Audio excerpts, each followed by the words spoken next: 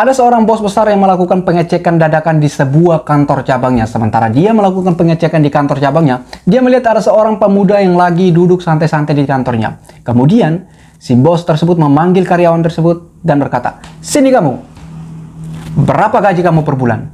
Kemudian, si pemuda tersebut menjawab dengan ketakutan dan terbata-bata dia menjawab, 2 juta per bulan.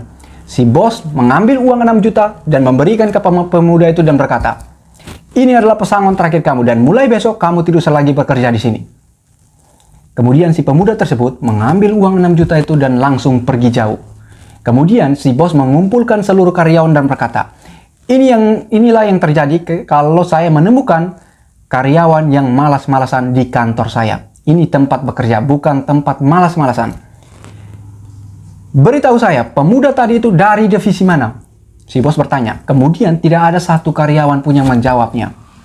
Tidak memberanikan diri untuk menjawabnya. Karena apa? Si bos terkenal dengan sikap emosional yang sangat tinggi.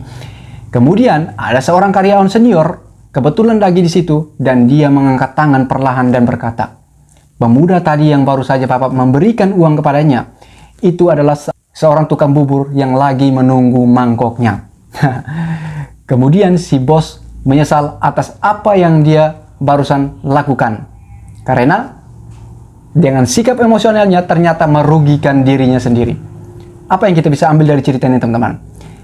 Apa yang terjadi di sekeliling kita atau lingkungan kita, kalau kita mengambilnya dengan sikap emosional kita, malah itu akan merugikan kita. Jadi sebaiknya kita mengumpulkan data yang jelas baru kita serang. Jangan menggunakan emosional kita, ya, dan emosional kita ternyata adalah merugikan diri kita sendiri, teman-teman.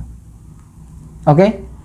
Semangat untuk kita semua dan jangan lupa teman-teman untuk mengerem emosional kita, rajinlah membaca buku, karena membaca buku itu ibarat menegur kita dari samping dengan perilaku kita yang buruk, bukan ditegur dari depan, bukan ditegur oleh orang-orang yang berada di depan kita, menegur sikap kita, itu tidak akan bisa merubah kita.